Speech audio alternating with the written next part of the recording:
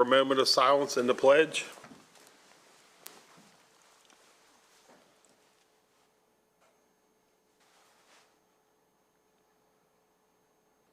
And now the pledge.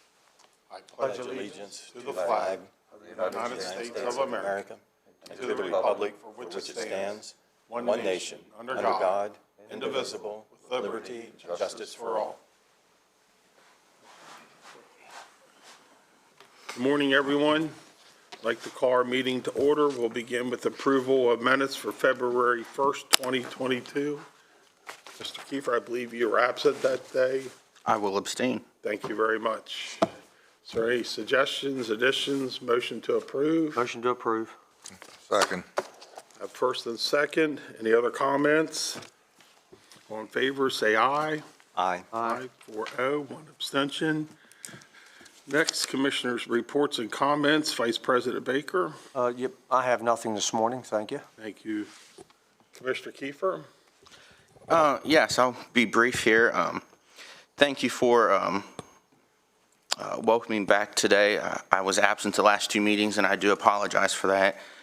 Just a little explanation, if I may, and without being too detailed. My wife suffered from a very serious medical emergency, and thankfully thank God she's fully recovering, in the process of fully recovering, and I just want to thank many folks in Washington County that helped to save her life, honestly. Our 911 operator here at the county, I've spent many times listening into 911 calls with our county operators and just know the amazing job that they do and how difficult of a job that is. My first time having to call 911, and it's difficult on both ends, and I certainly thank our 911 operators for what they do. The Hancock Rescue Squad, who made it to our home in no time, and for transporting her to Meritus. The doctors, nurses, and staff at Meritus were awesome and so kind and caring with her, and some even recognized me, and we got to talk politics a little bit just to ease my mind a little bit, so thank you for that. And anyone out there who has ever donated blood, thank you for that as well. That's very important, and hopefully we can do a push here in our community. I know because of COVID, over time, there's been a need for blood. So all very important. Thank you to the people in Washington County for what you do when our family, our friends are in need. Thank you for that. I missed a couple votes, and I apologize for that as well. I don't apologize, actually, but I do want to just explain my position on a couple things. I appreciate the commissioners taking the stance that they did. I believe the request for the Black Rock was denied. I fully support that denial as well, so thank you for that vote. And the stimulus funding, I wasn't here to vote on that, but I was a part in helping to come up with some ideas of how that money could be used, in particular for the apparatus fleet replacement. I think was very important, and I hope that going forward in our annual capital budget that we can include an allotment to make that a permanent fixture in our county's budget. I know we used the stimulus money for this go-around, but let's keep it permanent. Those two votes in particular, thank you for. And that's all. Commissioner, and glad to hear the report on your wife recovering. Thank you. Commissioner Burkett. Good morning, everyone. My only comment this morning is that I would like to see us get back to normal operation here in the county. Governor Hogan made a good comment the other day that it's time to realize we have to live with this issue of COVID as we have treatments available, and that we can't live in fear of COVID. And so we just need to get back to a normal operation, our normal lives after 2.5 years, and do it responsibly, but it's time. That's all. Thank you. Commissioner Wagner. Good morning. Wayne, I'm glad that your family's recovering. Really mean that. And, you know, everybody guesses why you're not here, and nobody puts a lot of thought into it, but that was a great explanation, and not that we needed one, but I'm glad your wife has recovered. I don't have a whole lot to report. I see the sheriff out there. Welcome, Sheriff Mondor. I did attend Dargan Potomac Valley breakfast. I tell you what, if everybody, that's a good breakfast. It's a good one. It's fairly reasonable price. So if you could support them, that'd be great. And I had 3 or 4 concerns this week from the community, and of course, you follow up on those. I won't go into details, just things that, from traffic to whatever. And I tell you, I sent emails out to staff on the weekend, and it's amazing how quick the staff reacted to that, employees and directors. So I do appreciate that to all the staff. It's actually Doug got back to me. It was Sunday morning, Doug? Something like that. The sheriff got right back to me and the administrator. So it's, we care. So that's about all I have to say. Thank you. My only comment is 9 years ago on February 4th, in the middle of the morning, about 100 firefighters responded to the fire in Williamsport, Wolf's on the Square. If it had been another time of the day, evening, we might have, meaning the town, may have lost the whole block. So to join in with Commissioner Kiefer and Commissioner Wagner, everybody knows on the worst day of your life, our firefighters, our emergency responders, and law enforcement is there when we need them. That concludes my report. Staff comments? Mr. Downey? Nothing this morning, thank you. Krista? County Administrator? Did you say you had something? Oh, you did? Oh, I was gonna say, I okay. thought you said she had It's something. muffled with your mask, sorry. I have the Washington County Gaming Commission requesting, accept the recommendation to appoint Deborah Reeser and Matthew Schnebley, each to serve on the Gaming Commission. Ms. Reeser would be assigned through February 28, 2023. Mr. Schnebley would be assigned through September 30th, 2022. And this is not a paid board. That's their recommendations. Yeah, motion there accepted. Is there a second? Second. I have 2 seconds, either one. Any other discussion? Hearing none, all in favor, say aye. Aye. Thank you. Krista, anything else? At this time, we're still requesting citizen participation by reservation or by request. You can call 240-313-2204, or you can email khart@washco-md.net no later than 24 hours in advance. This matter will be addressed by the county administrator. John, comments? Yeah, good morning. Yes, I just wanted to comment on some of the things we've been talking about this morning. We are looking at those. The numbers are coming down. The positivity rate yesterday in Washington County was 13.96. So we're still in the high transmission area, but those numbers are coming down. And I agree with what the commissioners have been talking about. So, as you know, we do still have a hybrid work schedule going on right now with county employees. I promised the commissioners we review that in 30 days. The 30 days is tomorrow. So our emergency manager, Tom Brown, and I are meeting tomorrow to discuss that. And we also discuss this meeting and where we go forward with that. So next week we'll have an announcement as to our work schedule and how we're going to proceed with this with the county commissioner meeting. So we will review that, and I'll make some decisions, and I'll communicate that to the commissioners. So we are going to address that, and I do agree that we're going to make our best effort to act responsibly, but get back to normal if we can. So we will do that. I will tell you that we have our staff has scheduled 4 vaccination clinics for employees. So they're going to be at highways, at the sheriff's office, here at 100 West Washington Street, and water quality over the next week or so. There's some specific dates. So employees who have not been vaccinated and want to do that, we're going to make it easy for them. We're going to have them come to our sites. We also have distributed masks and new filters and bottles of hand sanitizer to all of our employees, so to all of our departments, so all of our employees have access to that. So we're going to continue to do that because we want to act responsibly, but I think we will probably be making some changes on our hybrid work schedule and these meetings in the next week or so. So I will keep you up to date on that. Just 2 other things, just following up on Commissioner Wagner and our employees. I have the same experience. When people contact me, I reach out to our staff, and they respond evenings, weekends. They respond very quickly to our response. So I do want to thank them. And 2 things in particular, I think the commissioners may have seen these, but we received an email from a citizen who had a tree that came down over the road back in January And here, his email, the pertinent part is that the county crew was out within an hour of the citizen calling to clear the road, and within a week, they had come back and taken care of the debris along the berm. So he wanted to thank the employees for doing that. And the other one I think the commissioners did receive from the town of Sharpsburg. I wanted to take some time to tell you of a great experience I had with the county water and sewer department. We were having some plumbing issues, and I called. I got a call back within 10 minutes, and the crew was there within an hour. They estimated the problem and did what they could in a timely fashion. I was even more impressed with a different crew came out to check to make sure that the first crew didn't miss anything. Just wanted to say, wow, this government agency did a fantastic job. And they list the names here: Bill, Jimmy, Logan, Alan, Sam, and Mike. Says thanks again. In times like these, we need to praise and encourage a job well done. So those are just some of the emails we receive.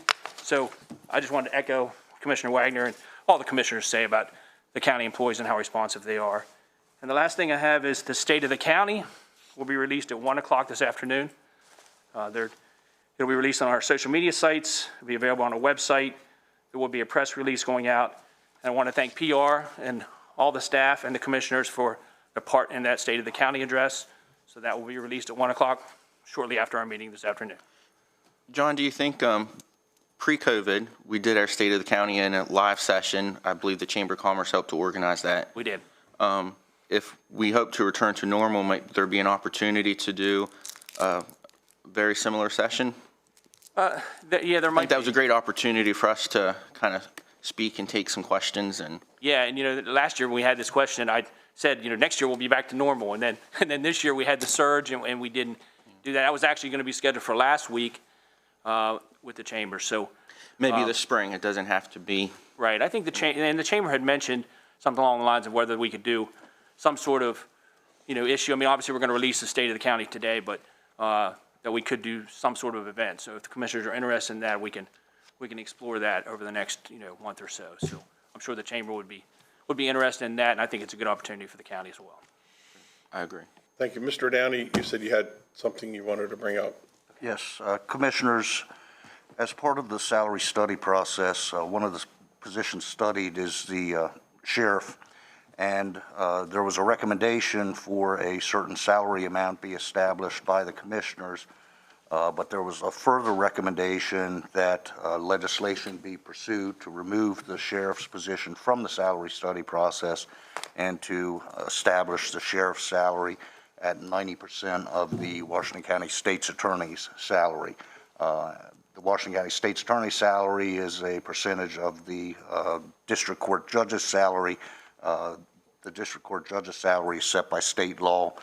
That's subject to a process and regular interviews. So the thinking from the Salary Study Commission was that by indexing the sheriff's salary to the state's attorney, which is of course indexed to the district court judge's position, that as increases flow through the system, the sheriff, whoever it is at that time, would receive the salary as established by law.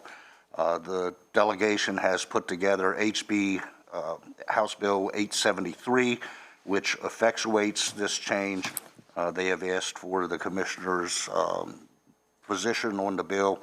The commissioners did recommend, did accept the report of the Salary Studies Commission, and the commissioners' minutes reflect that the commissioners were in favor of moving forward with the recommendation from the salary study process.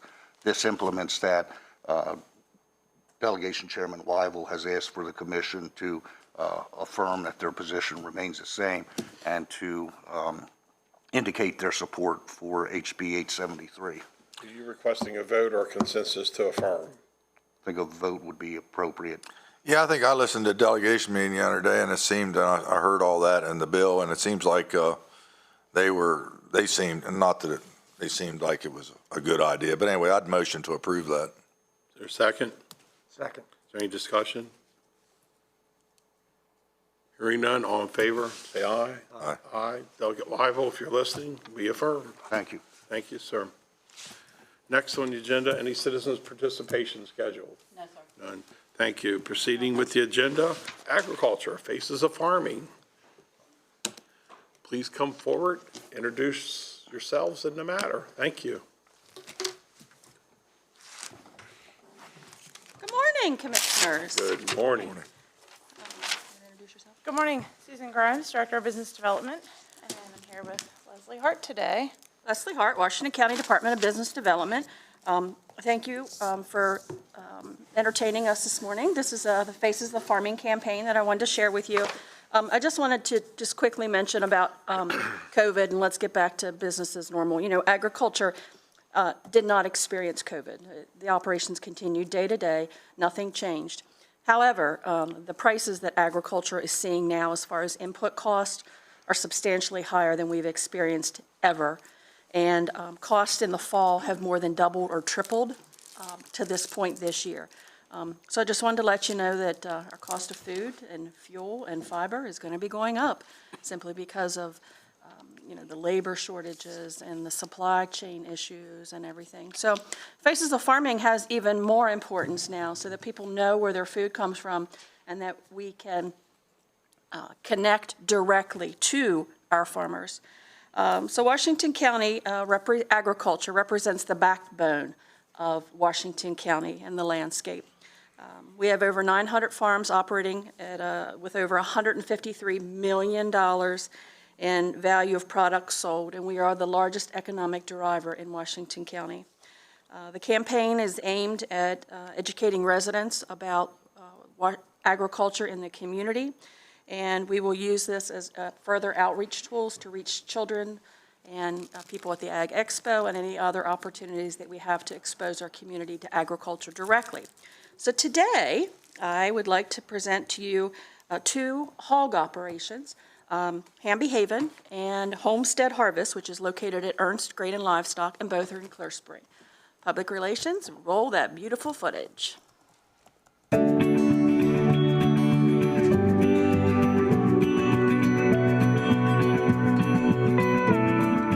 We really like our location here in Western Maryland. We're right off 70.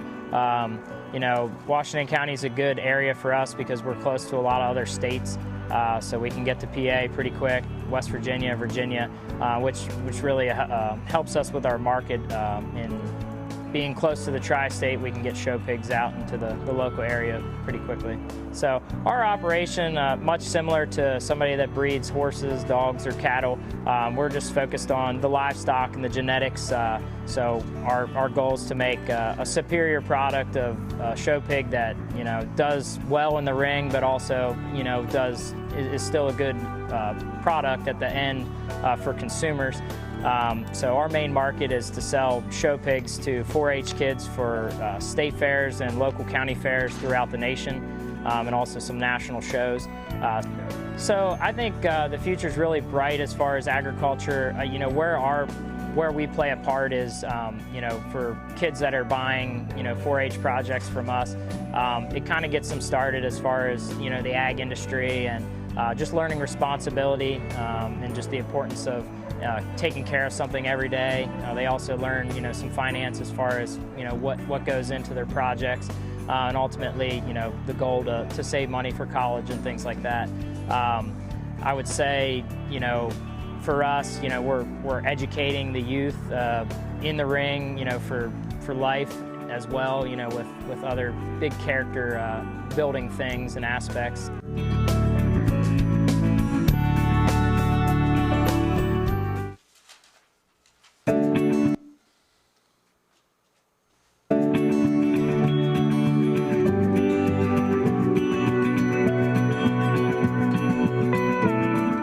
So we farm 600. We did just rent another farm this year, so that'll bring us up to 750 acres in production next year. So all of the grain that we grow is direct marketed in non-GMO feeds that we grind and mill on site and bag everything here and then package it and sell direct to the customer. Folks come here to the farm. We have a farm store that they pick up at, and then you can also buy like online or through some of the local stores. So we also do hogs and sheep here. That's kind of how we got in the feed business. So like my great-grandfather grew grains here and milled them, and for our animals made feed here. So we do about I don't know, roughly 60, 70 litters, sometimes more than that, 80, 90 litters of hogs a year. Our focus has always been on making a high quality product. Our customers really appreciate that. You know, they're not just buying a product, they're buying a product while supporting a farm and a family and a story behind it. So yeah, like it's awesome when you sell a high quality product where not only can you make a living selling what you're doing, and the customer is like happy to support what you're doing. You know, we ship a lot of stuff here. A lot of that is actually due to a relationship we have with Hardy Pet in Hagerstown. And so Hardy Pet handles all of our shipping. We mill everything here and then take it to them, and then they ship everything nationwide. Well, one thing I really appreciate versus like if I had a farm, say, in the Midwest or like another part of the country is how close we are to most of the like United States population. We're far enough away from the city that you get all the advantages of being in rural America, but we're close enough that there's disposable income that comes into us. I think you either got to specialize or get really, really big. That seems to be the trend in all of agriculture. So the farms that seem to be doing well and can continue on to another generation are folks that think outside the box, have found a little bit of a niche, do their own, own marketing. I did not realize how valuable marketing is as far as building a brand.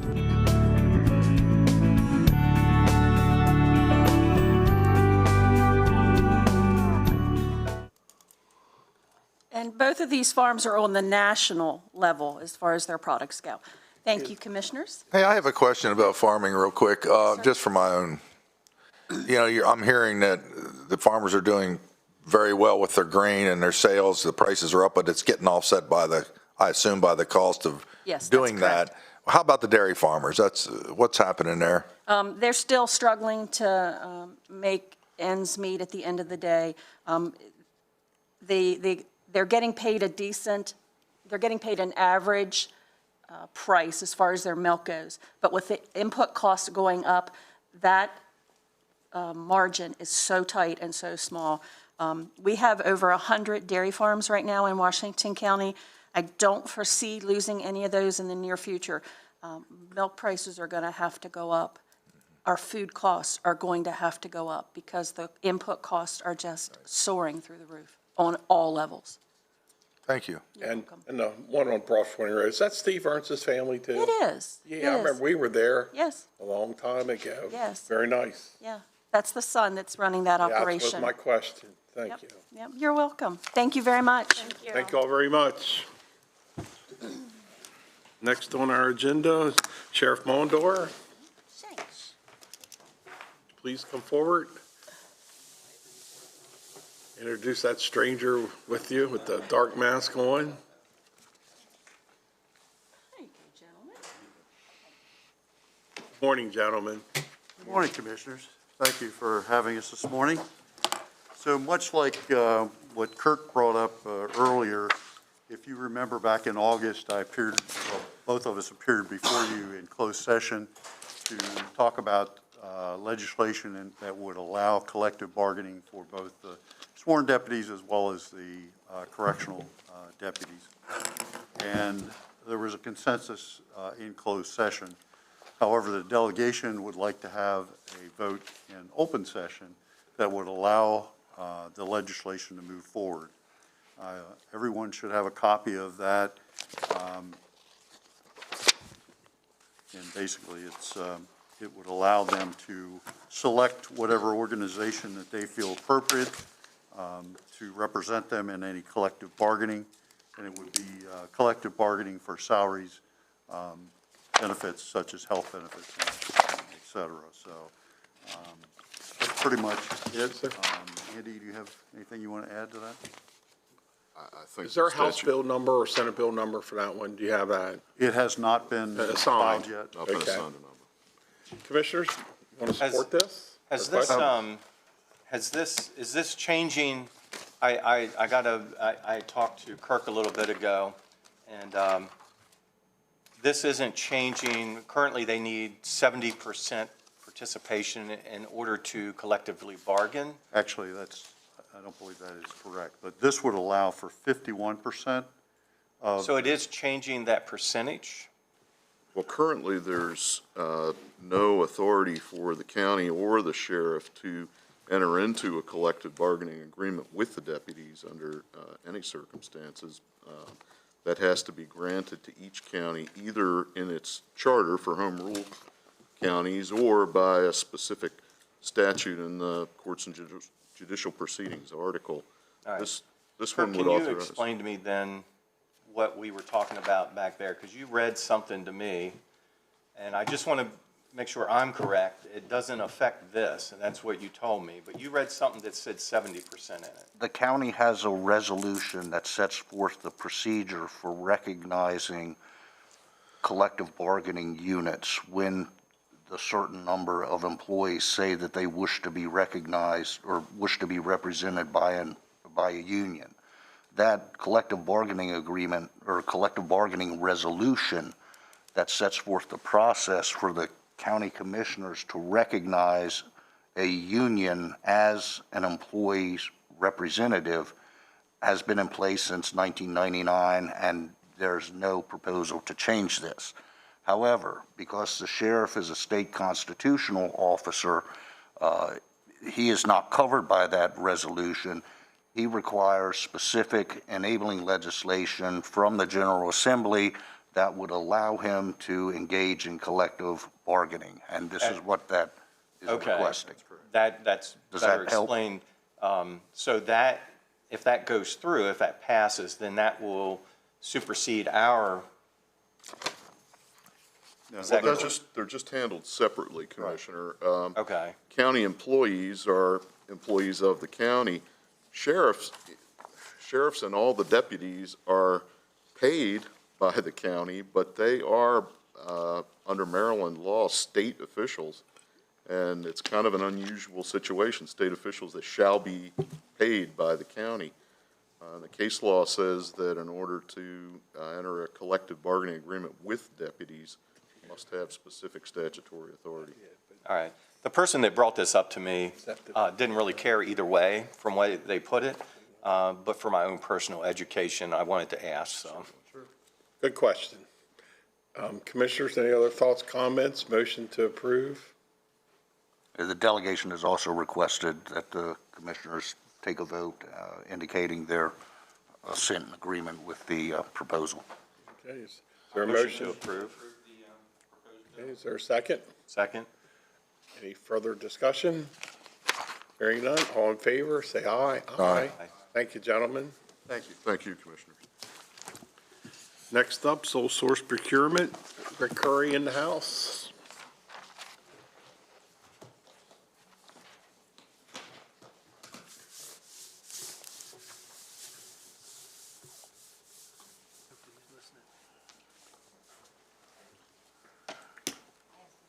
Here comes Mr. Curry and Dave. Good morning, gentlemen. Please introduce yourself and the matter at hand. Good morning, everyone. Rick Curry, Director of Purchasing. Dave Chisholm, Deputy Director, Emergency Services. Subject before you is a sole source procurement PUR 1533, life pack monitor and defibrillator devices. The recommended motion is to authorize a sole source procurement of 2 life pack 15 monitor defibrillator devices in an amount of $27,617.61 each for a total sum of $55,235.22 from Stryker Sales of Chicago, Illinois, and to utilize another jurisdiction contract that was awarded by the state of Maryland, contract number 001B26000009. The department received this request from DES, who wishes to apply sections 1-106.2A, 1 and 2 of the code, which reads that these sections only are permissible for only one source exists that meets the county's requirements, and the compatibility of equipment assessment replacement parts is a paramount consideration. If the request is approved, 4 to 5 of the commissioners, the following steps will remain no more than 10 days after execution and approval of the contract under this section. The procurement agency shall publish notice of the award in a newspaper and in general circulation in the county, and 2, an appropriate record of the sole source procurement shall be maintained as required. As you can see in the discussion, there were 2 devices that are going to be traded in on the new devices, and that credit was applied to the purchase price. And also it talks about the number of units within the department and the reason why we're asking to use the sole source procurement because of compatibility. Funds are in the department's grant account and also in the operating account. As you can see the amounts in those accounts. And we have concurrence from the division director and the attachment from Stryker Sales Corporation with their quote dated December 6, 2021. And that concludes my recommendation for the sole source procurement, PR 1533. I just have a curious question, Dave. Where do these end up at in the big? I forget Oh, these devices are actually one's for my vehicle, because my vehicle contains one of the oldest devices, and I believe the other one is Director Lewis's. Commissioners, I move to authorize a sole source procurement of 2 LifePak 13 monitor defibrillators devices in the amount of $27,617.61 each for the total sum of $55,235.22 from Stryker Sales Corporation in Chicago, Illinois, and to utilize another jurisdiction's contract, State of Maryland contract 001B260009. Second. Is there a second? Randy, is that a second? Or is there a second? Yeah, I seconded. Okay, I wasn't quite sure. A first and a second. Any other discussion? Hearing none, all in favor say aye. Aye. Aye, 5-0. Thank you very much. Thank you. Next on the agenda, capital budget.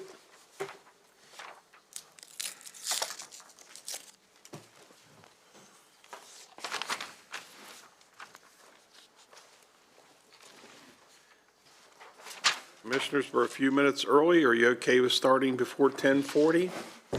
Are we okay with that? Fine with me. Okay, thank you. Good morning, everyone. Please introduce yourselves. Andrew Eshelman, Director of Public Works. Kelsey Mace, Interim Chief Financial Officer. Scott Hobbs, Director of Engineering. So we have the whole team here today. This is the group that's been working on the CIP. So they're going to go through the process about how we got to where we are today and give you draft 1. Obviously, this is our first draft for the commissioners. So you'll obviously be looking for any thoughts or comments or feedback from the commissioners once we get through. But if you have questions along the way, I think they're doing it sort of a tag team here. So I'll go ahead and turn it over to Kelsey and let her. Sure, if we can go ahead to the next slide. So a 10-year capital improvement plan is developed each year and includes scheduling, financing of future community facilities such as public buildings, roads, bridges, parks, water and sewer infrastructure, and educational facilities.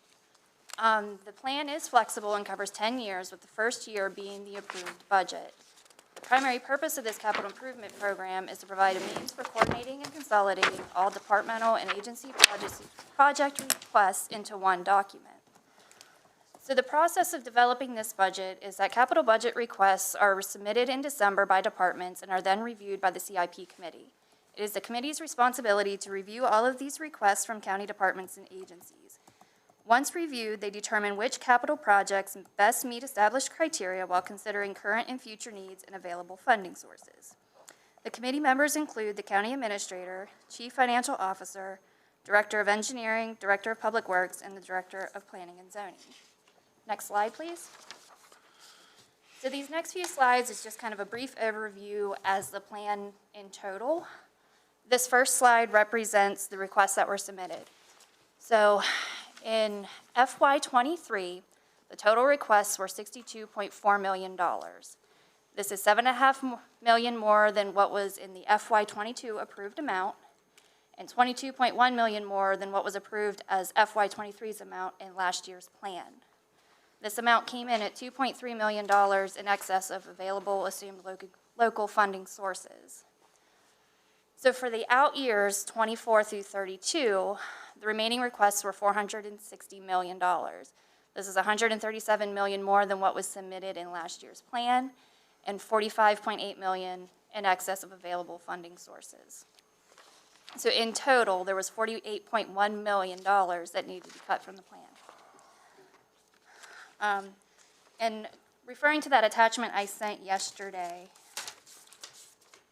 these numbers can be seen on pages A1 and A2 That is this year's original submission versus what was approved last year. The next two pages that are labeled B is what our draft one looks like versus what was requested. And then pages labeled with C is where our draft one compares to what was approved last year. So some of these numbers that we're going to be talking about are summarized in those pages. Quick question, just simple terms. 45.8 million in excess of available local funding right now. So that means 45, I think you just said 45.8 has to be cut That was for over the from course of what those 9 we're years. going to be presented over the long haul. Yes. So when does that happen and who cuts it? So It's the our committee- decision, I guess, once we see it, but Well, so in our draft one that is being presented, it's balanced with those cuts from the recommendation of the committee already done. gotcha. If there's any changes or anything that anybody objects to, please let us know. This is just draft one. Right, so just to follow up on that, so the committee looks at it, and what the committee attempts to do is to come in and have it balanced. So, and you'll see as we go through, because they're going to tell you like what the requests were and some of this, and see where some of the things that we reduced or we moved out to future years and things, those kind of things. So obviously, again, this is draft one, so some of that can, they can get moved around, but we thought it was our job to bring that to you. And just for clarity, in FY23, 2.3 million is in excess, and that has to be addressed. Right, and for the best of our recommendation, it was. Okay. Right, we've attempted to address it now. Mr. Kiefer has a comment. I would just like to point out that the requests may also be considered just that, they're requests, a wish list, for lack of a better word. And not everybody gets it's the same thing when the Board of Education comes to us and say, you don't fund our budget, you don't fully fund our budget, and the argument that we use against them, I hate to word it that way, but what we say to them, well, that's what your request is, but this is what we're funding you. Same thing when we have requests for our capital budget as well. That's their wish list. That doesn't necessarily mean that's what we have funding to provide, I don't know if we've ever, at least in my tenure, have met that full request on the CIP side. You're absolutely correct. So when we say request, those are the requests that we received, and we took a look at them as a committee. So when we get requests for now and then for the 10-year period. So, and sometimes some of those requests are that even though like last year they may have had it in 28 or 29, they may have moved it up to 25 or 26, and we may have moved it back. So you're right. These are the requests that we received, and this is our first stab at it. So. All right, thank you. And I would just offer that it's important with the economy where it is right now, knowing that it will probably get better, that maybe some of these things could put off until the economy does get better. And I would also point out that this is a 10-year projection. It's difficult enough to project 1 year ahead, 3 years ahead, but 5 years and then ultimately 10 years ahead is difficult to project. And so people need to keep that in mind as well. Okay, next slide. So of the original submission, this slide kind of shows you a breakdown of where they fell in the categories. So the pie graph there on the left of the $62.4 million that was submitted for FY23, that is the breakdown with the majority of it being education. And then the pie chart there on the right shows the local funding that is being requested to support those costs. So you can see there that although education is the largest cost in local funds, it's actually public infrastructure that requires the most local funding.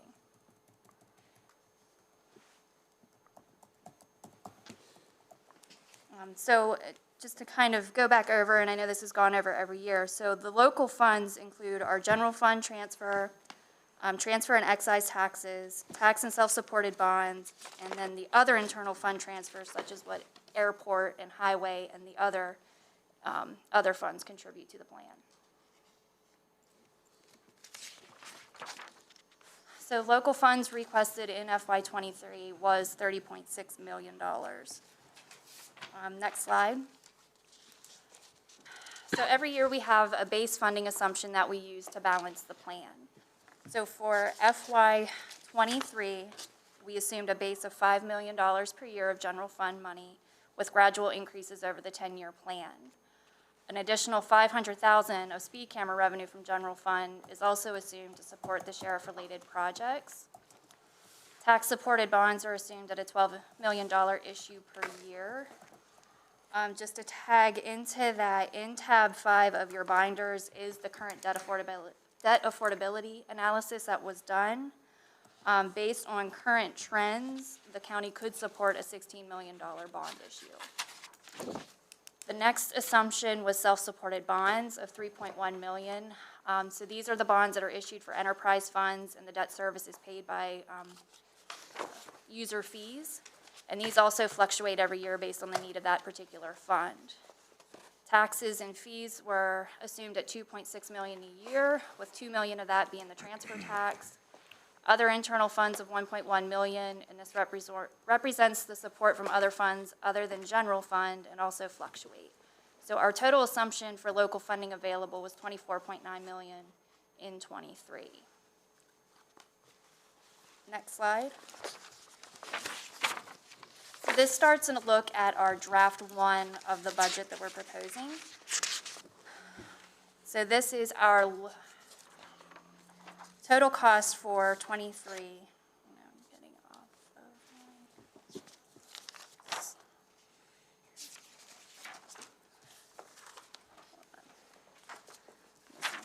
missing slide, there we go. So in FY '23, our draft 1 budget comes in at $64.9 million. I do want to point out that this is an increase of $2.5 million. However, after the January 25th meeting with the ARPA funded projects, we worked those into the plan to include them in our CIP budget. The 10-year total comes in at $501 million. The majority of our budget is education, followed by public infrastructure. So for these graphs, the other category includes the smaller categories such as airport, general government, solid waste, and transit. Next slide. Kelsey, before you go any further, back to the slide with the assumptions, I just want to make sure the commissioners know that, I don't know where in here the income tax is factored in here. Is there, at some point, I know income tax covers a lot of things. So it would be part of, we're supporting $5 million from the general fund, and that would be out of tax. Right. Taxes. So, right now, I know there was a lot of discussion amongst the commissioners, even last year and going into this year. So the assumption we base our assumptions based on what the current condition is. So the current condition is 3.0%. I know there's discussions about 2.8, so I want the commissioners to know that as we go through this draft 1, all those assumptions, and income tax goes, again, not just capital, it goes over all the general fund discussions. So, before we went any further, I wanted to make sure that that's the assumption that we're operating on today. And whether that changes or whether we do something different with that, I just wanted the commissioners to know that before we went any further, so. And that's why I broke out the speed camera separately, because the speed camera has nothing to do with the tax rates. That's separate revenue that's being dedicated to the plan for the sheriff. Right, and I know that's probably a larger discussion for the commissioners, but I just want you to know where we were here in draft 1, so. And I think it's important to understand, though, too, that we are talking about the capital improvement budget and not our general fund budget. And what you're saying is, out of our general fund budget, we fund the capital improvement by $5 million, is that right? That's our recommendation. Right. So whatever we do here is coming out of whatever we have in the bank already, plus $5 million. So we can't confuse the citizens or anybody else. We're looking at the capital improvement budget, not the general fund budget right now. Well, maybe Kelsey or Johnny, there is overlap. Right, I think what Kelsey may say is all of the general fund operating budget requests aren't fully in and reviewed. So some of it is going to go to operating, and then what Kelsey's saying is $5 million is being recommended to go towards capital. So if you make a change, you need to look at both. But right now, we only have the capital budget that we're looking at. Right, so you're correct, and Commissioner, you're correct too. I just want to make sure that everything was on the table as to what assumptions we were working on. And that's why I said it goes into a larger, bigger discussion as we move through the budget process over the next couple of months. But I just wanted to get that out. Okay, go ahead, Kelsey, I'm sorry. Okay, next slide. So these pie graphs represent local funding that is needed to support the projects. The pie graph there on the left shows that in FY23, we're requesting $24.9 million in local funds, with the majority of that going to public infrastructure, followed by education, and then public safety. And then on the right, there's the graph in total for the total 10 years, where still public infrastructure, education, and public safety is absorbing the majority of the funding. That's the next slide. So outside sources that also support the FY23 plan came in at $40.1 million. So these sources include state and federal grants, as well as contributions from such as the Board of Ed or HCC, or we have a road project that is getting money from the city. That's all included in these numbers. Kelsey, I would imagine that most, if not all, of the outside funding for education comes from the state of Maryland. Are we factoring in what we expect as the Kerwin Commission is, kind of talked about and tossed around? Are we forecasting a growth in state funding from the Kerwin Commission to education capital? So this plan is based off of what the Board of Ed is requesting. So those are their numbers? Yeah, so this is what they're requesting, and whenever we get to that, we can go in further, but most of it is to keep up with their capital maintenance and then trying to plan to build a new school. We as a committee looked at this support for $4 million has been kind of our standpoint for the past several years, so that was our starting point. If there's any kind of support for giving more or less, that's the kind of feedback that we need today. I was inquiring about receiving more from the state. This is based on what was submitted from the Board of Education. Thanks. So, next slide, please. So this slide kind of breaks down that of the $5 million that we're asking for FY23, where is it going to go? The majority of it is to fund public safety projects, followed by general government and roads. Parks and airport, the majority of this is grant matching funds, which is why there's such a small piece of the pie of general fund, because we get grant funding for that small piece. Over the 10-year plan, public safety still absorbs the majority of general fund, followed by roads and then general government. Another thing I kind of want to point out that's not shown here, that 42% of the FY23 cash ask is for vehicles and equipment that really can't be funded by other sources. They're not bond eligible, and currently there's no grant monies secured for that. So that's I think that's important to point out, that if we need to cut general fund, we're going to be looking at cutting public safety vehicles foremost. What kind of things would, under public safety, it seems to be the biggest piece of the pie under general fund contribution, what kind of things would that include? So a large piece of it is additional funding that we're going to be talking about for the P25 communication system. Other amounts are going to be to continue the replacement of the radios for both sheriff and EMS, vehicles for both sheriff and EMS, and then I think that was all for the general fund. The other major projects could be bond. Wasn't some of that being paid for out of the ARPA funds? Some of it, but this would be the request in addition to that. Did you figure in, didn't we have a potential shortage on the communications part of it, the radios or the communication parts that we've initially agreed to? Did you figure in that shortage on this?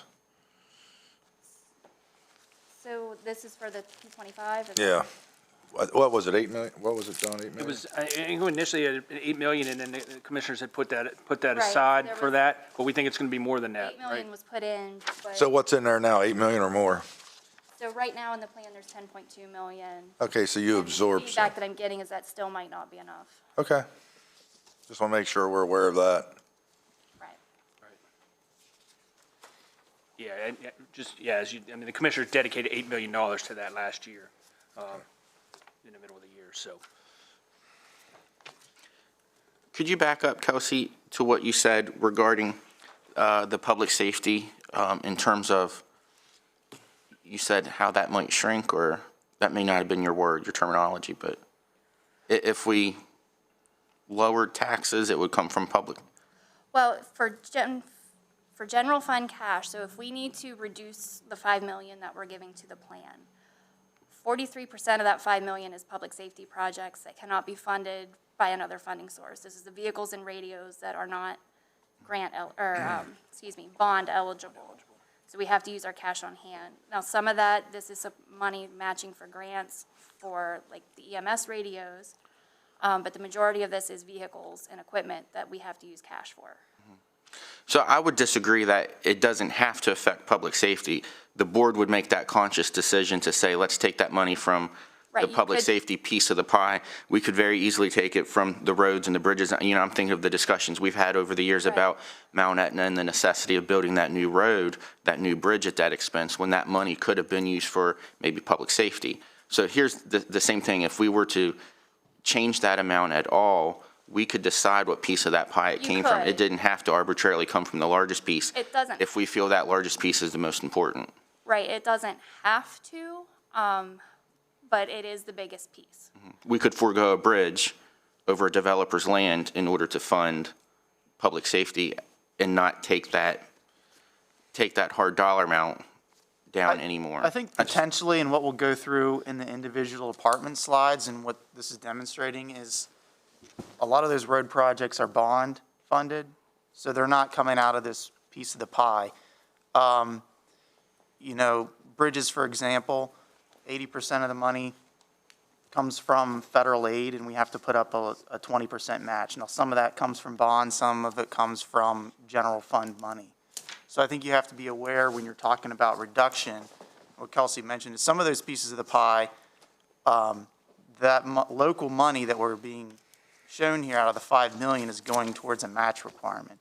The other category, which we'll get to, is general government, which is largely general fund paid for, but in a similar situation, those things aren't bond eligible. And I understand that, but what I'm trying to say is, if we as a board set as a priority public safety, yes, any public safety capital project, if we were to tweak our interest, our tax rate, or tweak any revenue stream, public safety doesn't have to be the target of that. We can make that conscious effort to say, yes, we realize that the federal government might kick in money for this road project or this bridge project, but what is our priority as a community, as a county? Is it public safety, or is it building new roads over developers' lands?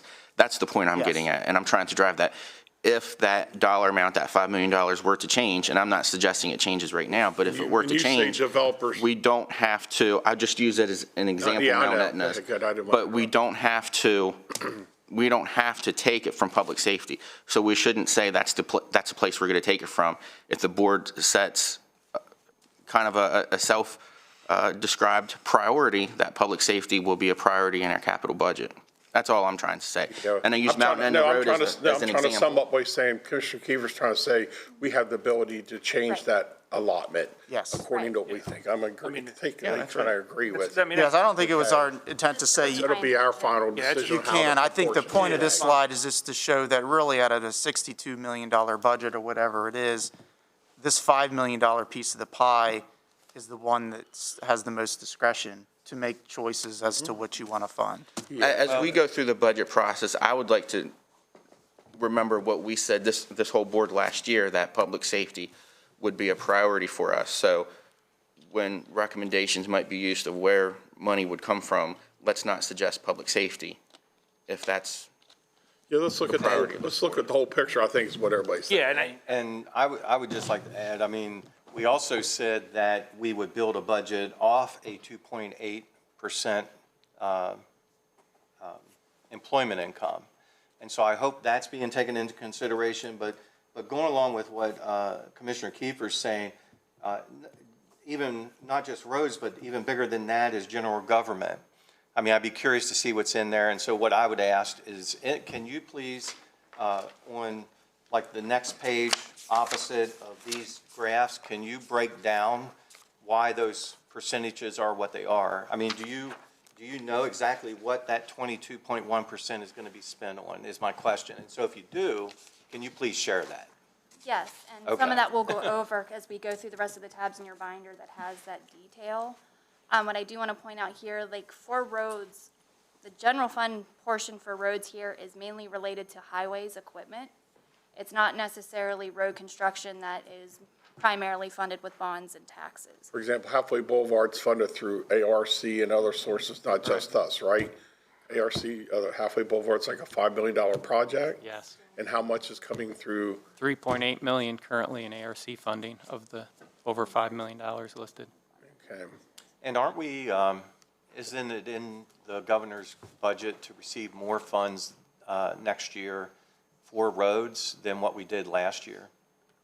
I think Is that we're being still waiting taken- to see, I think they're still reviewing all of the budgets and the funding sources and where that's going to. All right. So we haven't Yeah, seen and that yet. that where won't- And that probably won't be final till early April when that budget's passed down there, correct? We believe, yeah, later this Yeah, spring. it will change, but. And at least for highway user revenues, that also is reflected in our operating budget, so it's not something that's just designated towards the capital Let me budget. ask you a question about highway user revenue for history's sake. We used to get about 9 million, correct? Something like. Correct. Didn't that used to fund the highway department operational too, not just? Correct. I mean, So that was traditionally money in that the we took county, elsewhere and applied to other needs when we had that full amount. correct, that was a seismic shift. I mean, you talk about $9 million and it was reduced significantly to about 10% of that. That was traditionally used to fund a lot of the highway department's operating budget. I mean, there's discretion, you could put it in other places.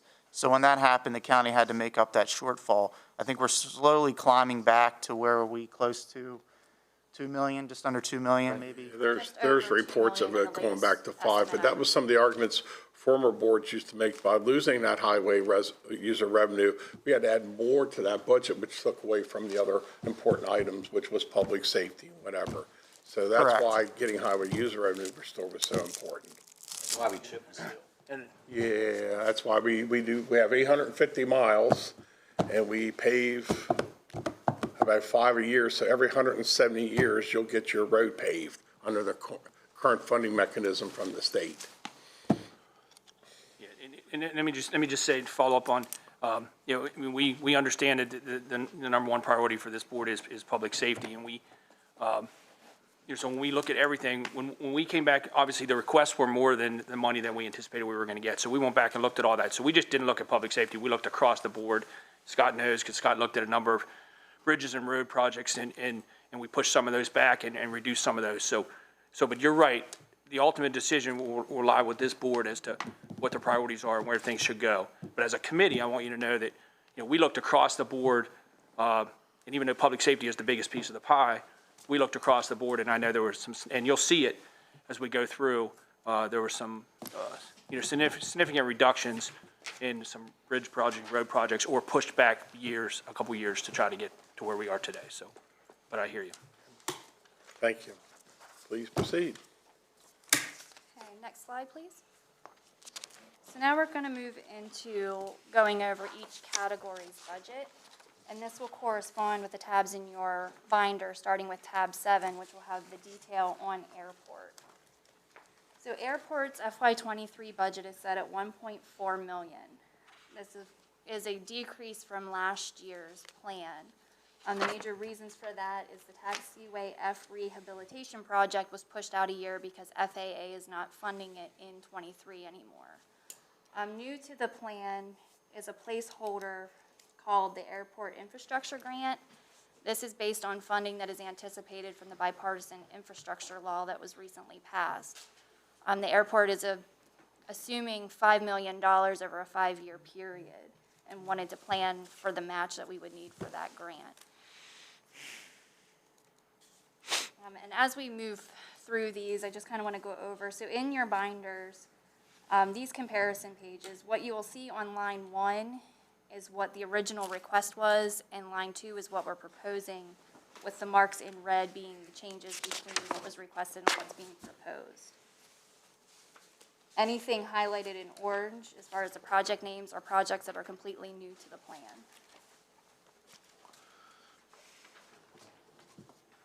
So the 23 local fund request has decreased $70,000 from what was contributed in the FY22 plan. So these projects are mainly federally funded. Most project splits are 90% federal, 5% state, and 5% local. So we do get a lot of, I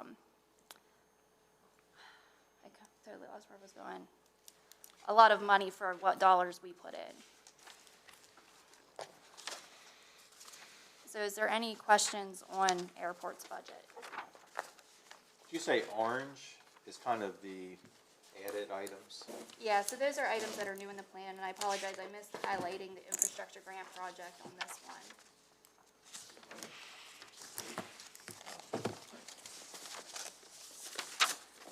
What is the tactical village?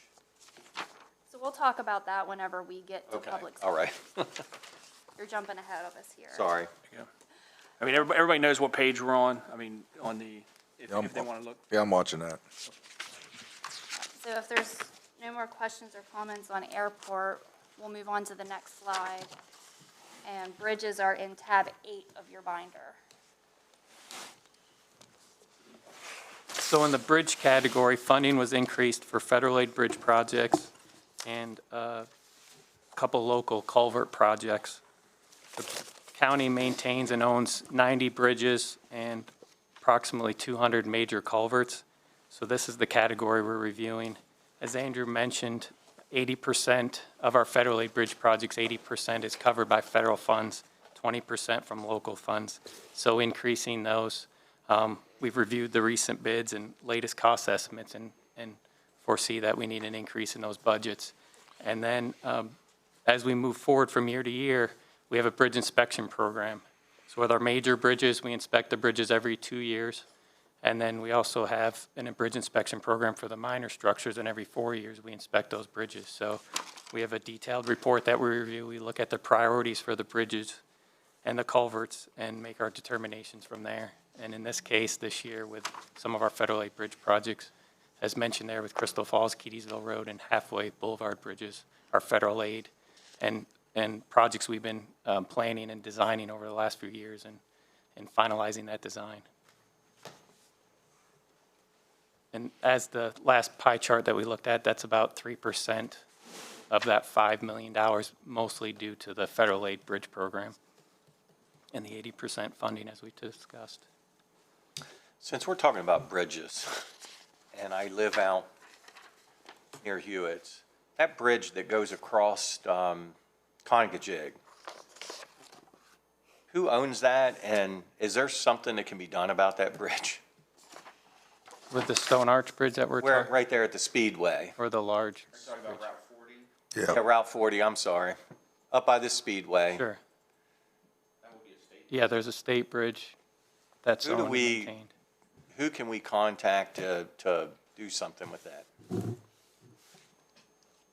We have contacts in the district that we can talk about the projects with. I don't know if you've ever been out that way, but that thing's awful. And I don't think I've been across one bridge in this county that's as bad as that one. Okay. Anyway. Sure. Sorry, you're We'll pass talking the about message. bridges, and it made me think about Sure, that. we'll pass the message along.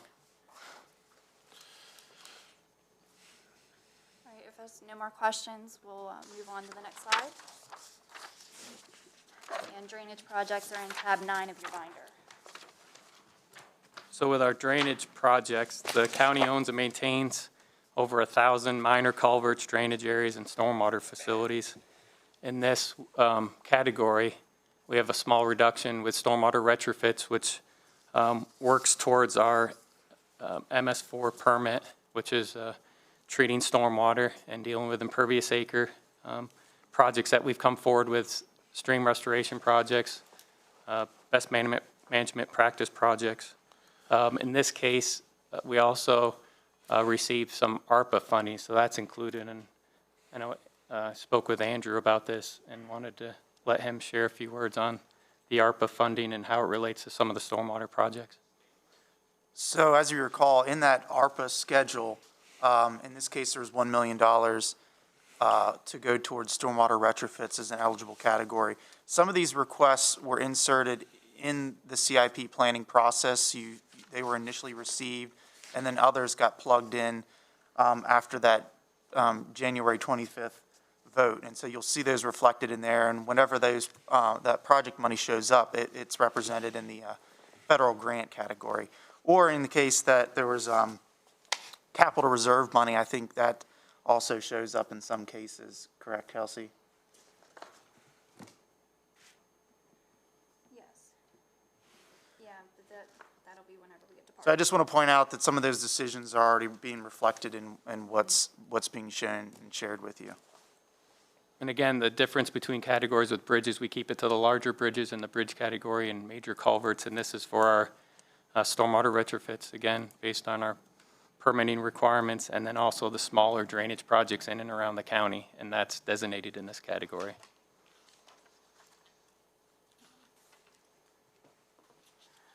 I would like to add that for stormwater retrofits, we keep a certain dollar amount as general fund in this project because it does support the clean county staff in the street sweeping, which is something that needs to be paid with general fund dollars. It's not a bond or tax eligible.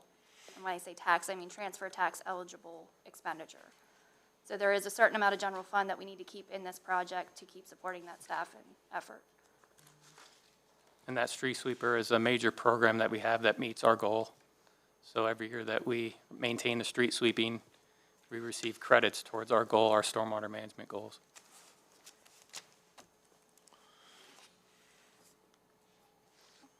If there's no questions, we can move on to the next slide.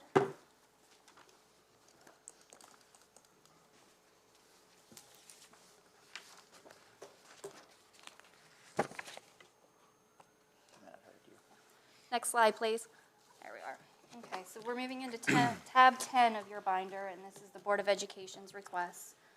So the committee took the stance of keeping in with the $4 million commitment per year that has been the past experience for Board of Education projects. In their plan this year, in addition to capital maintenance, they have proposed funding for a new school starting in FY25. This new school comes with a price tag of $36.3 million.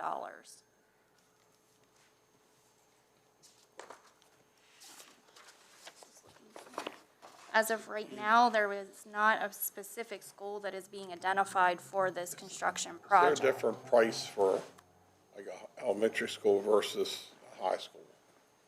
I'm not sure of that, but I can find that out. 'Cause I think there's more land. Yes, I think in this case, they're talking about an elementary school, and so while none has been mentioned, I can say from past discussions, they were looking at, I believe, kind of the halfway in South County area and doing some consolidation. So John, I know you were at the Board of Education for a while as far as.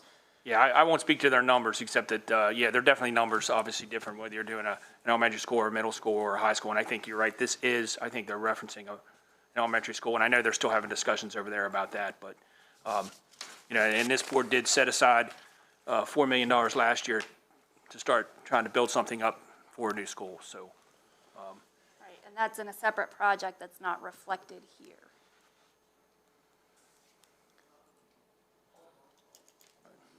So I also like to point out that this plan, rather than shifting costs around for them, it assumes that Board of Ed is going to fund the gap, which on your page 10-1, that highlighted yellow amount under contributions is that gap. So more or less it can be summarized as we didn't cut the school project, but it's showing a shortfall.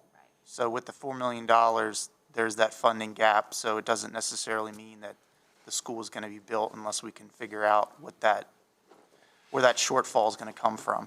Right, right, that's gonna have to be a discussion, a separate discussion, about that, but in the $4 million, I mean, how many years have we've done that the past few years, right? The board has committed $4 million? I want to say at least the last 3. Okay. So that's how the committee ended up where we ended up. Kelsey, could you give us a history? You don't have to go back decades, but maybe the last 10 years, and see what we've contributed to Board of Ed capital? Sure. And I suppose that number just comes from our capital budget whenever there's savings on a construction of an elementary school, that's maybe already factored into. So those would be an appropriation done outside of their capital plan, as it is how we're. Total capital dollars. Yeah, so if you want to know what was put into the plan versus what savings they were allowed to roll into another project, a lot of times with savings on their projects, the Board of Ed will come in and ask for your permission to do a budget transfer into another project, which was the case of last year. They came in and asked. That would be, because that's additional projects that can be undertaken. Yeah, so you want to know what savings they rolled as well. Sure.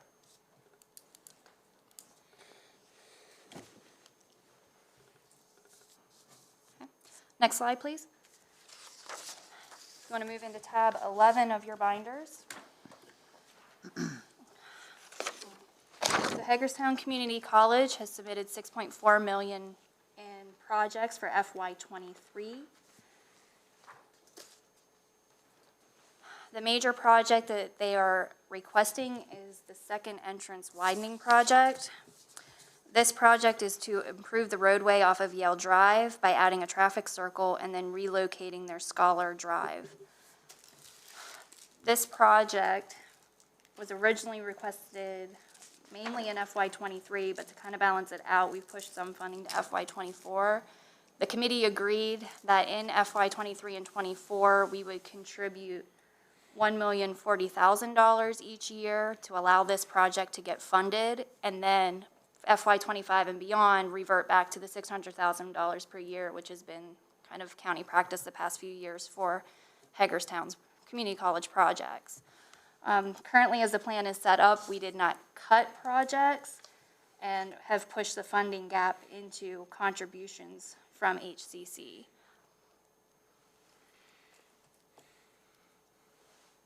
Is there any questions or comments for HCC?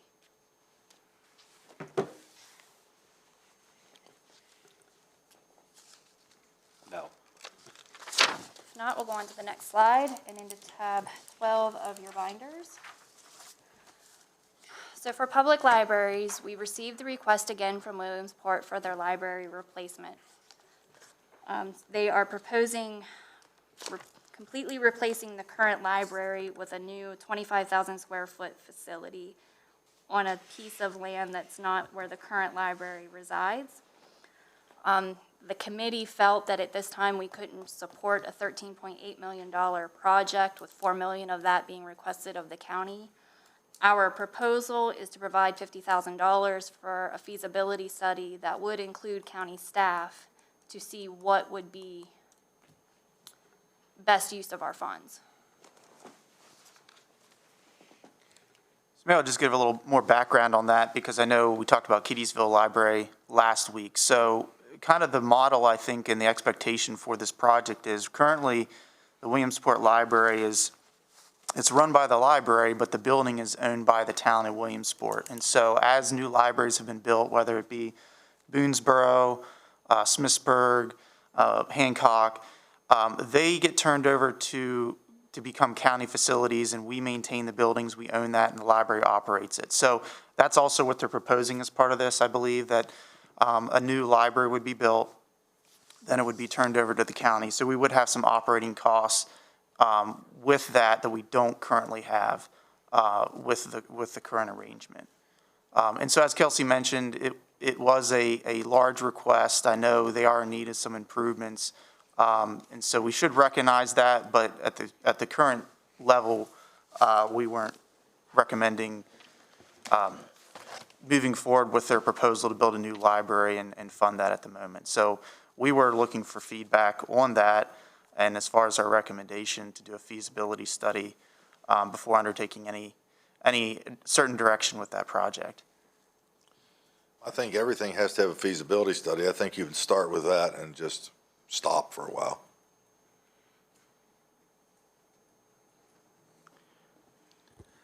So how will the feasibility study, that's obviously going to take some time.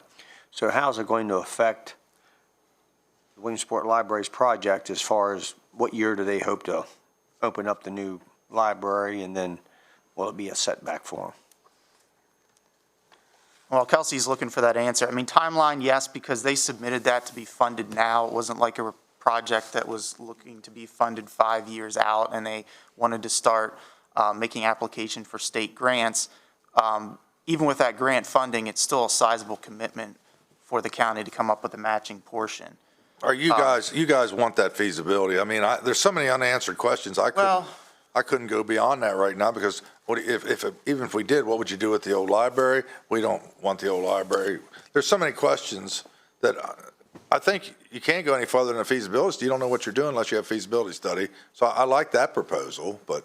And they did do some of that work, I believe, on their own and looking at some things, but I think, if it is going to be more of a county facility, to have some more input, if it's renovation, if it's a new location, there's some things that we need to take into account, just for location-wise, that would be desirable for ADA accessibility, sidewalks, public transportation, those kind of things that I don't want to, green light a project and then find out that it comes with a lot of expectations after the fact for us to kind of extend and pay for certain things for those site amenities. So it was a big request. I think our other libraries that we funded in the municipalities have been in the 8,000 to 10,000 square foot range.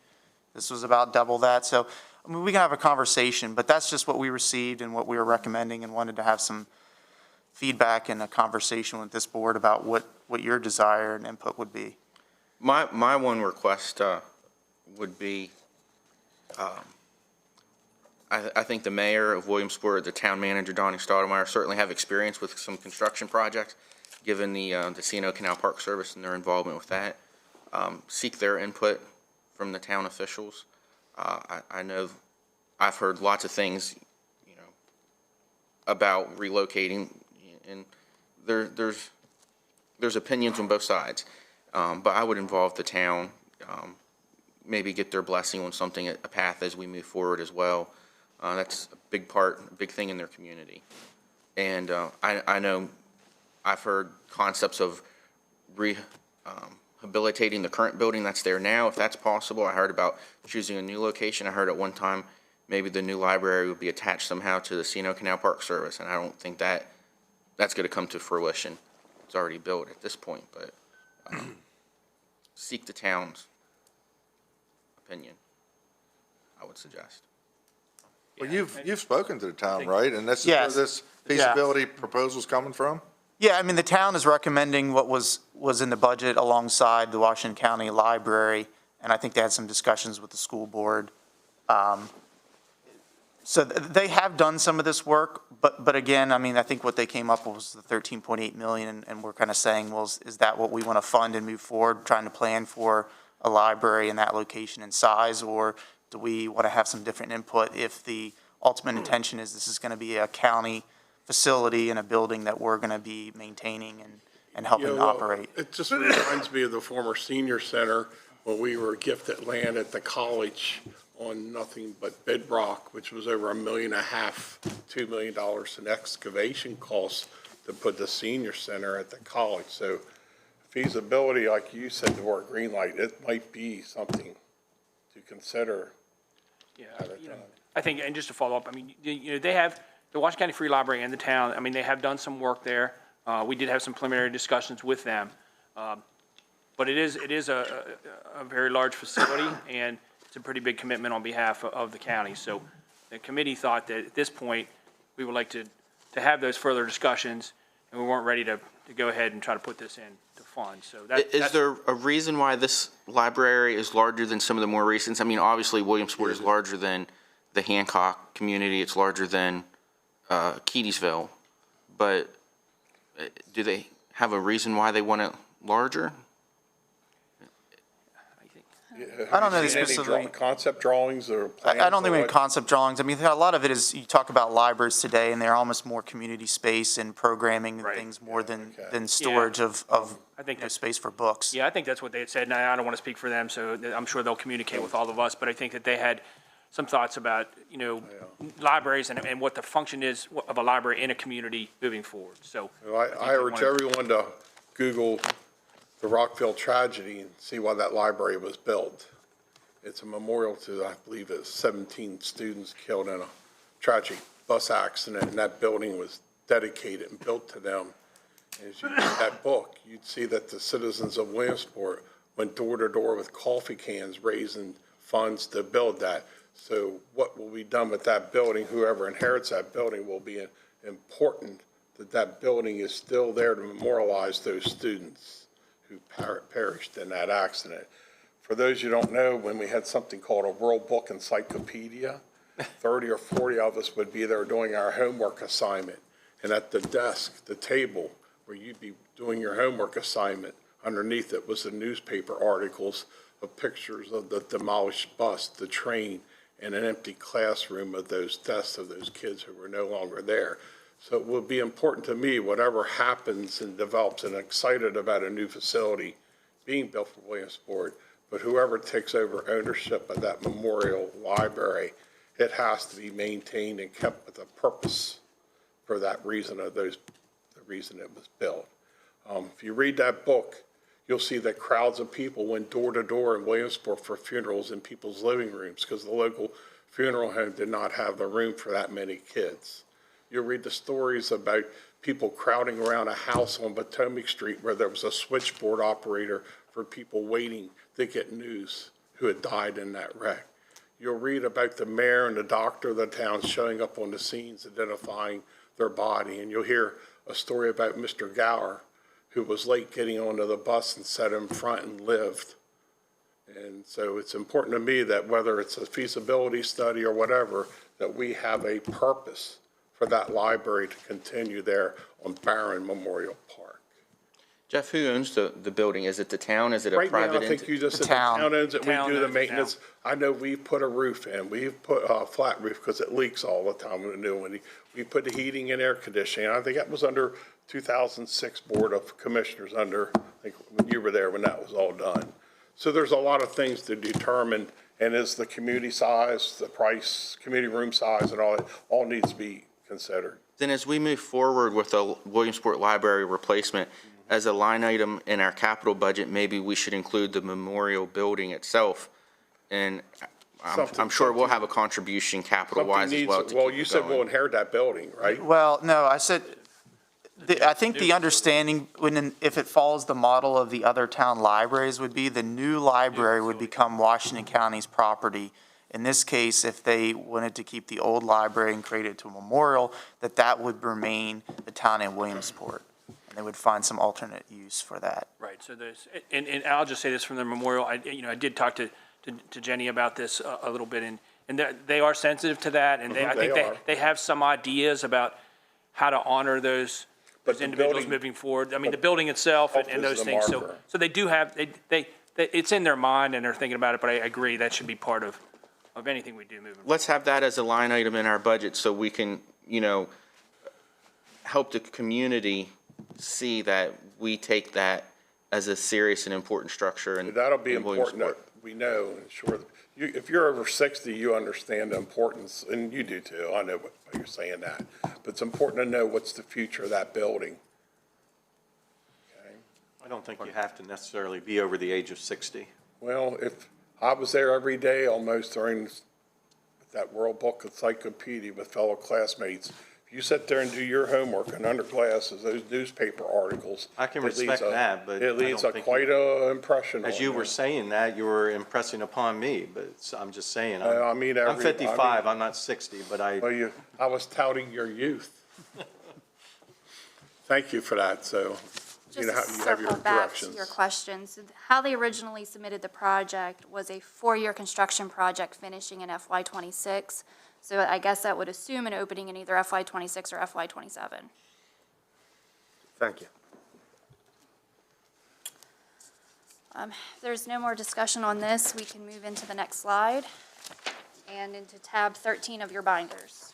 So this is the general government category, and as we mentioned previously, a lot of these items that fall under the general government category can really only be funded with general fund dollars. So it represents about 1.1 million. Now, as far as some of the projects that are in here and referenced, a lot of these, we're talking about building improvements, our systemic building improvements. One big item that we have to undertake is the courthouse needs a new chiller replacement, and these things aren't cheap, and, initial estimates are that for around $600,000. So I know on an annual ongoing basis, we have about 500,000 square feet of property and buildings, and so there's a certain amount of cost that goes along with doing building upgrades and just replacements for wear and tear and maintenance. So that's a big piece in there. There is a category for facility roof repairs, some IT equipment. Also, one thing that happens, which I don't know if this number's been finalized, so when departments make vehicle equipment purchase requests, they fall under the operating budget, but then it actually gets funded correct out of the capital budget and reflected here as one of the items. As far as the new project, this actually kind of relates back to what Scott mentioned on our MS4. At some of our facilities, particularly highways and even at the sheriff's facilities, we have what's called stormwater pollution prevention plans. We've had some audits and inspections from the EPA and some things just for containing runoff and washing vehicles and equipment and hosing things down. We need to do some improvements there to remain compliant. So that's one of the new projects that's being recommended, which is some money to kind of initiate some additional studies and planning and engineering for what that may look like, if it's smaller things at each facility or maybe something more centralized. But as a whole, that's kind of general government in a nutshell, is those kind of miscellaneous types of projects and functions that really can only be funded with general fund dollars. I think this is where you listed a couple. This is where I was saying it'd be nice to see specific items, specific detail. And I think when we're looking, if the budget's so tight, I think looking at a vehicle wash facility would be pretty low on a needs list. But anyway, it would just be nice to have. Is that EPA regulated or something? Is that for salt wash off the trucks and all that, or what's? Yeah, I mean, essentially, the highway facility is even trickier because we're located in the floodplains. When they come back and if they're done mowing and they want to hose off their equipment, if it's they're finished plowing, then they need to hose off equipment for salt. We need to have some sort of containment and or treatment at the very minimum for that. So would there be one of these facilities at all 4 locations, or is this one centralized location where South would have to go west and use theirs, and does that make sense? That's partly why we want to look at that a little bit further. We spent a certain amount of time initially trying to do that. We've even reached out to HCC and other county, entities that may have property that we could potentially do something more centralized that would benefit all of county general government, the sheriff's office, HCC, to have a centralized facility. So the drawback there would be that there'd be more travel involved versus each site that has a stormwater pollution prevention plan, whether it's the sheriff's office or any of the highway patrol facilities, they would have some minimal need to, at the very least, contain any runoff from washing. So it's a long-winded answer to say we need to figure that out. I didn't want to recommend that, yes, we're going to put in one wash facility and then let's say another department comes in and says we need our own facility. I'd like to kind of put that all under one umbrella and have that discussion and then be able to move forward. But it is something that's identified. We're under that EPA permit and audit, and so I did want to put it before you so that, if the next one comes around and we haven't made some progress, may continue to be. I think we'd all agree the vehicles have to be washed. It's just preventive maintenance. The salt will destroy them in a couple of years if we don't get it off of there. And I just think it's preventive maintenance. If you're down in the saltwater beach and have a truck or a vehicle, it's going to be destroyed in 3 or 4 years because of the salt. I don't think it's any different here. They're covered in salt every time I see them. Randy, I agree with you. But we've been doing it a certain way for all these years. Well, they're going to take a look at it. The only thing that I question, or that came to mind for me, was if you go up to the landfill, there's a little device that you run across that just really power washes off the bottom and the sides of the vehicle after coming off the dump. Is that kind of like what you're talking about? Does that meet EPA expectations? And if it's cheaper, why not put one of those at each location? Yeah, I think what's proposed here is kind of open-ended, that it would be enough to build one central facility. It would be enough to build potentially multiple minimal facilities. I mean, these facilities can get very expensive when you're talking about a large truck wash. We've priced them and seen what other counties have put and invested towards that. We've seen what PennDOT's put, and it can be upwards of $800,000, $1 million. What did the system up there cost? I don't know what that was. I know the school board, they have a large wash facility for school buses, and they're in the need of some replacement. So the downside would be, I don't think we're recommending a large automated system that has a lot of expensive maintenance and ongoing costs, but we do need something bare minimum to cover us Wasn't for. there talk one time of relocating our Northern Avenue because of all the requirements of that stream and EPA? Was that ever? Yes, Is yes, that it was. still being considered, or did that drop off the radar? Well, I would say it was talked about, and I know the highway employees would certainly like it, and it would be a nice change just because that facility does have a lot of limitations being in the floodplain and just in terms of acreage and space. But to relocate that facility somewhere else and build what we have there now, I mean, I just, ballpark thinking, I don't think you're going to touch it for under $20 million to have a comparable facility. I was going to say, so I guess the answer is we have. Forgive me for bringing that up. It has been talked about, but I don't, it's not on my radar. It's not on our radar. I guess why I brought it because of the concern of all the EPA and rules and stuff going on. Okay. Right, and yeah, I mean, so that's really not, again, that's not on my radar. and I A don't couple think it's on car my radar. washes for that, truck wash. Is it possible that if the Board of Ed is also in need of, I guess, like a commercial vehicle wash, that we could just partner together and have one central vehicle wash for all county vehicles, whether it's a school bus or a dump truck? If we could work out that arrangement, they have one there at their Commonwealth Avenue, and they have to make some improvements to it that they're undertaking now. So we have done a site visit there. But that's a larger discussion. We'd have to have an MOU. And so I didn't want to push it off too far down the line because, as I mentioned, there are some expectations that we need to start addressing some of these things. And so that's really what. Is that location on Commonwealth Avenue convenient enough for our vehicles? Assuming that maybe we use their land and we build the vehicle wash site there. I would say, partnership. If we're talking about a full vehicle wash facility, that would be a central location that could serve county needs. I don't want to speak for other departments. We would still probably have a minimal need just for a wash pad and contained facility, just for the minor. You come back at the end of the day, you need to hose things off, it needs to be contained. So we're looking at all options. There's where my mind is thinking. You just said, in case you come back at the end of the day and you have to hose it off. What kind of sense does it make for everybody from across the county to take, well, we got to stop now a half hour early so we can run into town, clean our vehicle, and then run back?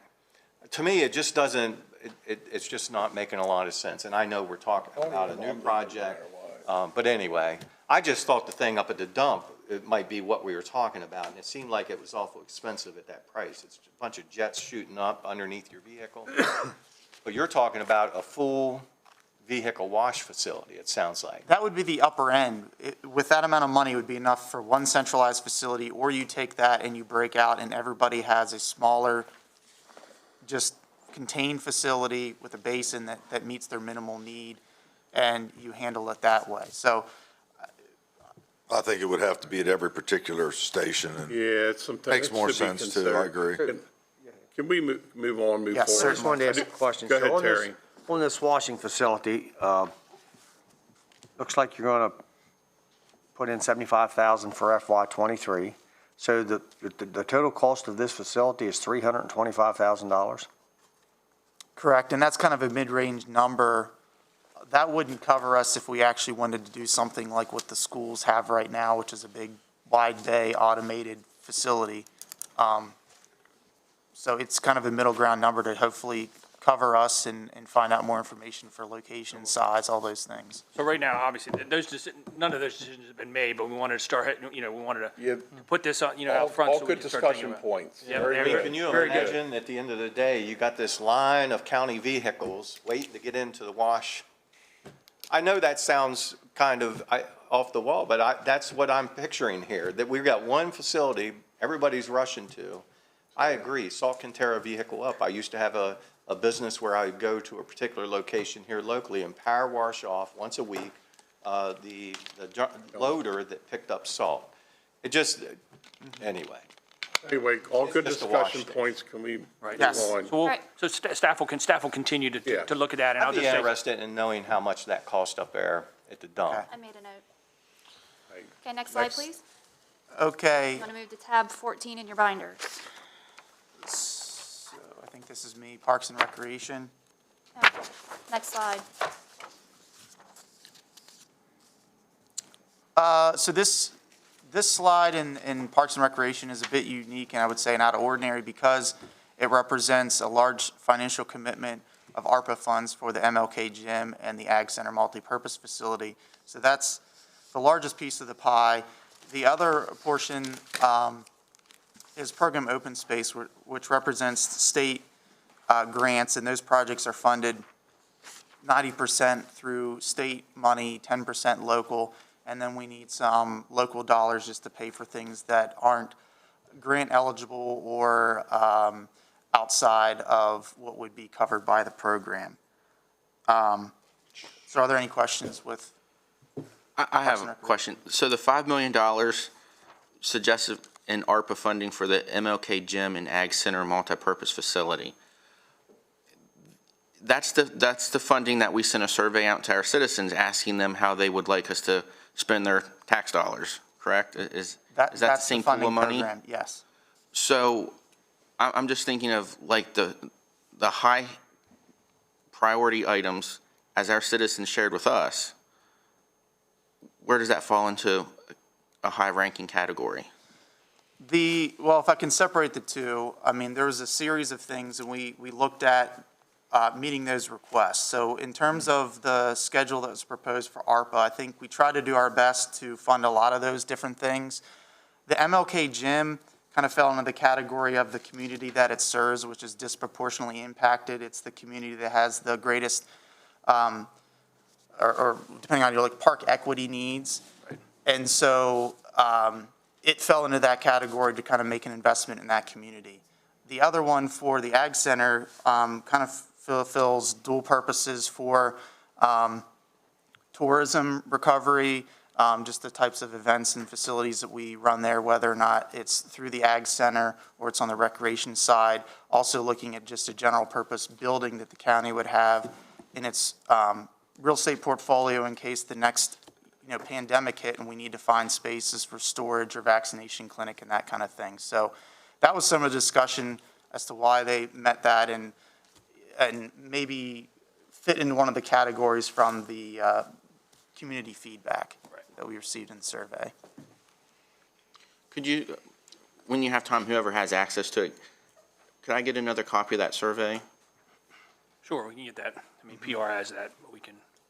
Because I'm not saying they're not worthwhile projects, and, I like the opportunity that maybe if we need to, hopefully we don't have another pandemic, but we could have a site if need be. That's good. But I also don't think during this pandemic, there were, I know plenty of sites across the county that were used for various things. We had an operations center at HCC, and I don't think we ran up against a block wall in the last pandemic of finding available sites to house things. I just,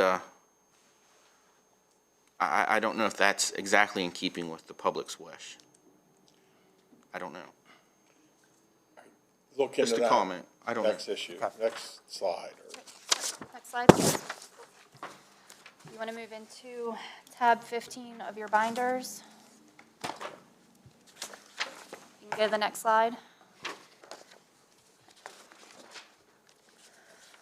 So public safety for FY23 comes in at $6.1 million, and over the 10-year plan, $39.5 million. The local fund request increased $1 million over the 22 amount. So one project that has been moved up in the plan is the patrol services relocation. So this would be to relocate patrol offices into the Phoenix Color Building. The moving up of this request comes from a possible violation of law in how the space in their current building is being used and the lack of privacy. So if there's any more direct questions, Doug is still here and can answer those. So that was moved up in the plan. Also added in were the next phases for the Public Safety Training Center at a total of $25.1 million. It was proposed to start those phases in '23, but the committee as a whole decided that we needed to push them out further because we are still working on the current phase of the training center. So to answer your question about what the tactical village is, as soon as I find my paper. Well, and while you're thinking about that, again, this is another area, since there is general funds being used here, it would be nice to have those categorized, itemized. Yes. And I'm only asking that for the general fund. Right, so general fund for this purpose, that is going to be funding the radio communication system upgrade, the radios, the vehicles, and the canteen unit replacement.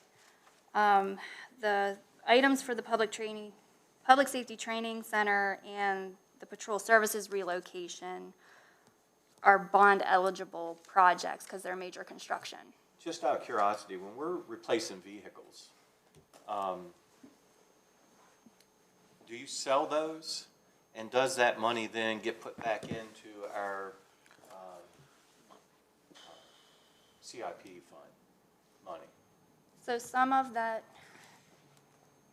it goes back into the project. I think some of it get used at the sheriff's discretion because they are his vehicles.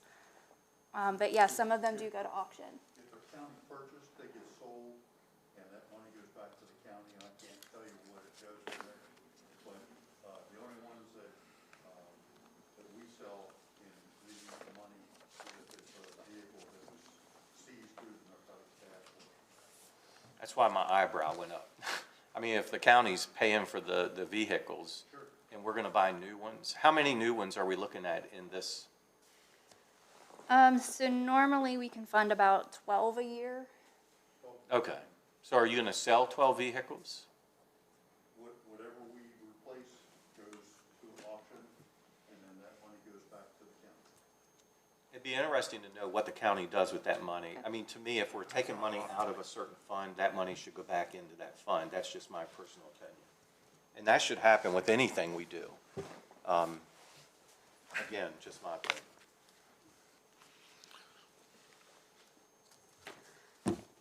That tactical unit. Yes, so the Tactical Village project. So that includes further phasing of the training center to include a high bay storage and training building, a simulation training area, a canine agility training area, a Class B gas firefighting props. Is that a building? No, they're basically individual props.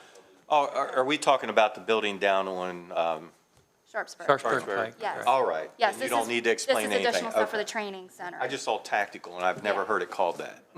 Right. Okay. And there's multiple phases we have planned for that facility, and that's now being implemented into the 10-year CIP plan. There's a master plan for that site, and that's what we're moving forward with. So the And descriptions. anytime somebody's donating funds, it goes into the capital budget, capital money? Yes. I know that they've sold some rooms or something, and, okay. Yes, I think currently we have a budget of 1 million for contributions. All right. So if there's no other questions, we can move into the next slide. I'm going to skip over railroad because it is such a small project category, and we're just going to go right into road improvement, which is tab 17. In the road improvement category, funding was increased for a few road projects, again, based on reviewing recent bids and latest cost estimates. So we have several projects. A lot of those projects either have state aid or ARC funding, as mentioned earlier. We talk about the pavement maintenance program, so typically about half of the budget of that year goes towards our pavement maintenance program, which is overlaying and paving roads. Part of this also includes equipments for highways, so you always need to look at each line, and there's some improvements for facilities also for the highway department. So that's included under the road improvement projects.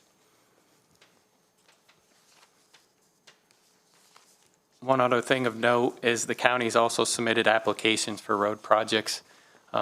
Here recently, there's some earmarked funding opportunities available, and we've talked earlier about the infrastructure, the federal infrastructure bill that's going through for potentially I-81. So there's a few things for the countywide with some road projects. We're always seeking funding opportunities when it comes to our larger road projects, either ARC, state aid use, those lines.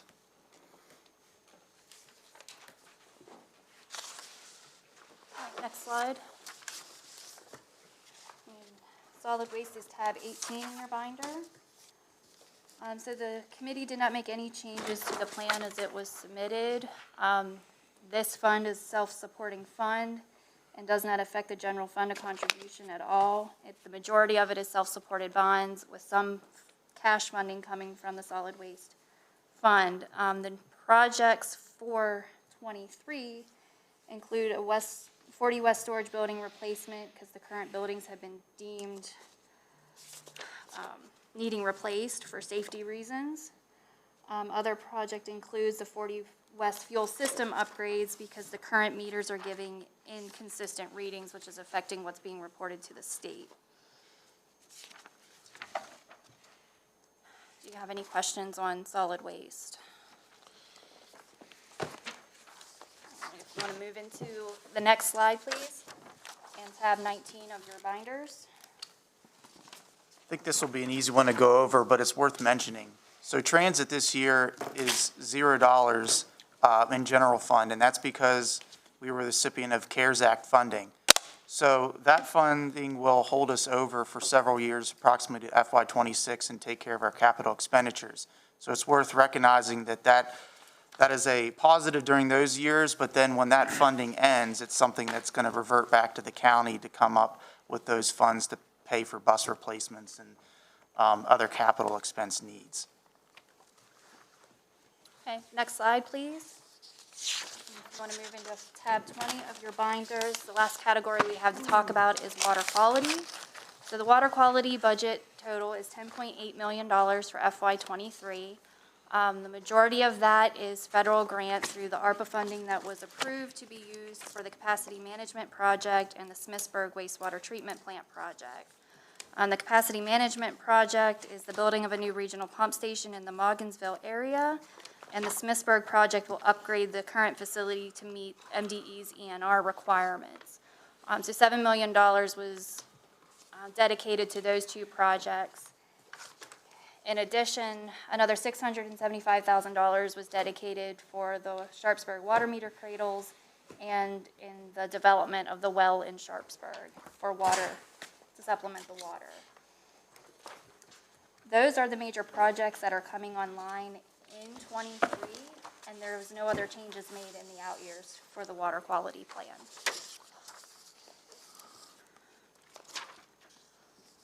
So next slide, please. So that concludes our quick budget overview. If anybody has any requests or comments. The only comment I would make would be, I got two actually.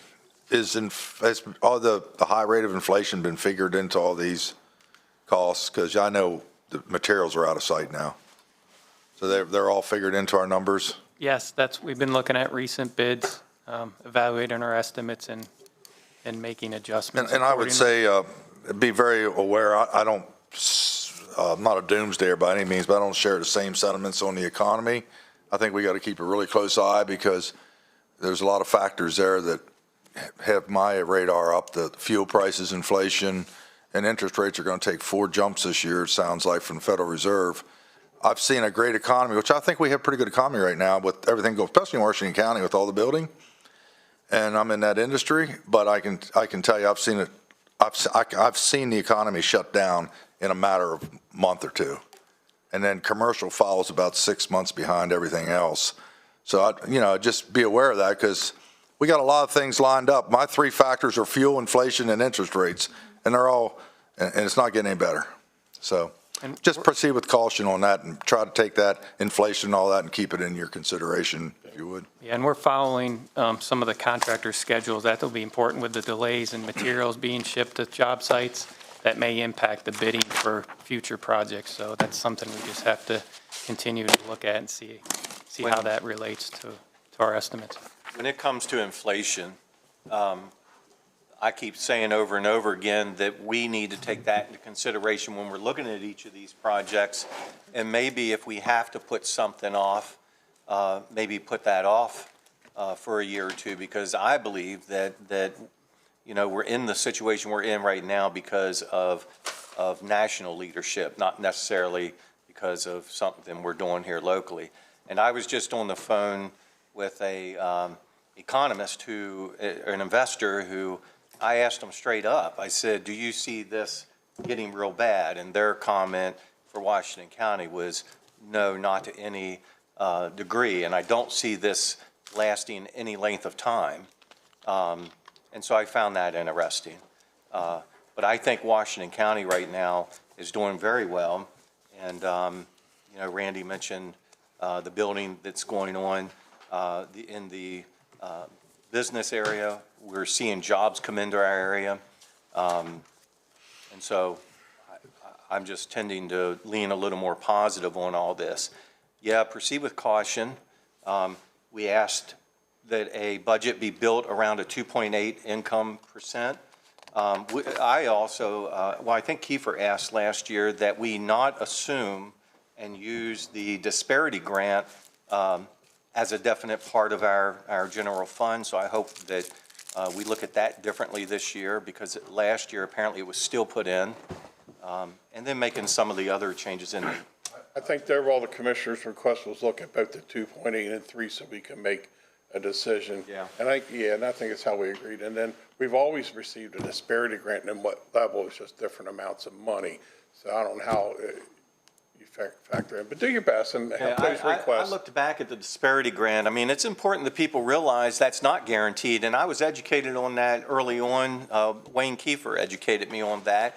So I looked back, and we did not receive that grant from 2009 through 2013, when in 2014 we started receiving it again. Yeah, so it's not a guaranteed amount, and I just don't think that we should be counting on that money to come in.